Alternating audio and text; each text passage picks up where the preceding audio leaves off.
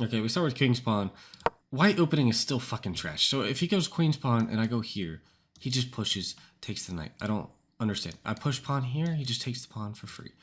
I put the knight here, he just takes pawn and then pressures my knight. If I push this pawn just one up, my bishop is trapped.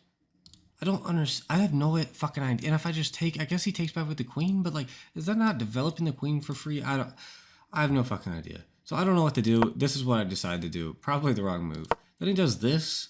This looks like this looks like a fake opening to me. I'm not entirely sure. Maybe it's a super famous opening I have no idea about. But I said fuck it, and I'm taking the pawn. Takes back with the queen. We go ahead and try to put pressure on the queen with the knight. Horrible mistake.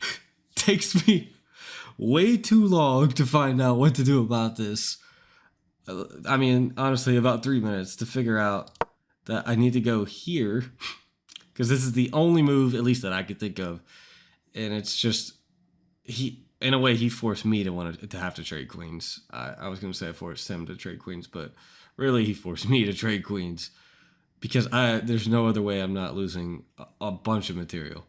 So he does. We take back with the knight. He pushes down. I'm thinking he's going to go c5 or a5.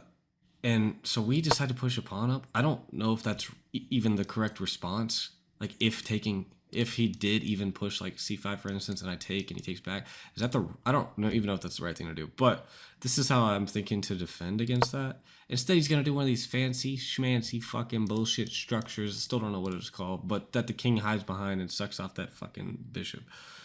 So we move our bishop back to defend this knight because now his bishop is looking dead at it. He brings out his knight. We bring out our bishop. He brings out our knight. We castle. He castles.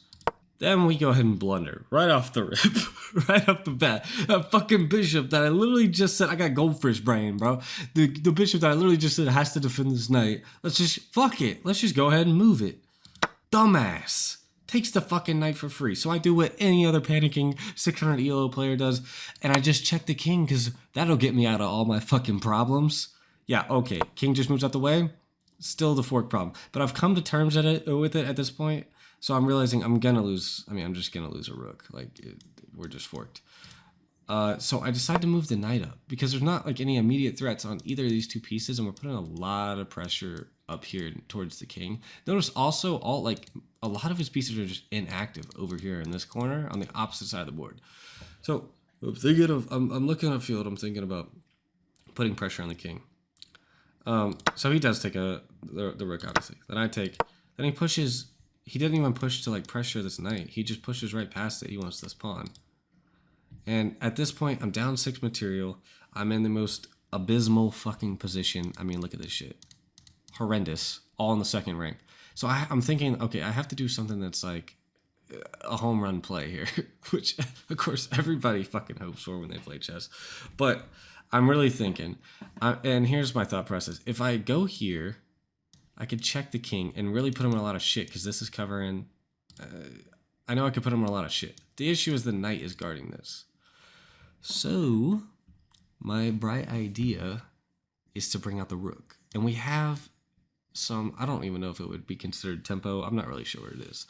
Or what tempo even is. But if he were to take this pawn... If we bring the rook out, he's going to take this pawn because it's free. And we have time to bring the rook here. Which he's probably going to take with the knight. We take back with the bishop. Check the king. King only has one spot to move because these are all taken. And obviously all this is taken. He can only move to the corner. At which point, we move our knight. Check again on the king that's in the corner. King has to move back to the square that it's currently on. Then we move the knight here. Bishop is here. Discovered check. We take back our rook. Now, we did lose the rook originally, so it's not like we're making a super genius play. But once we go here, now this square is protected. And when we checked him, when we discovered the check on him, he had to have moved back to this position. Because this is covered, and this is covered. And this square is now guarded by our knight that would be here.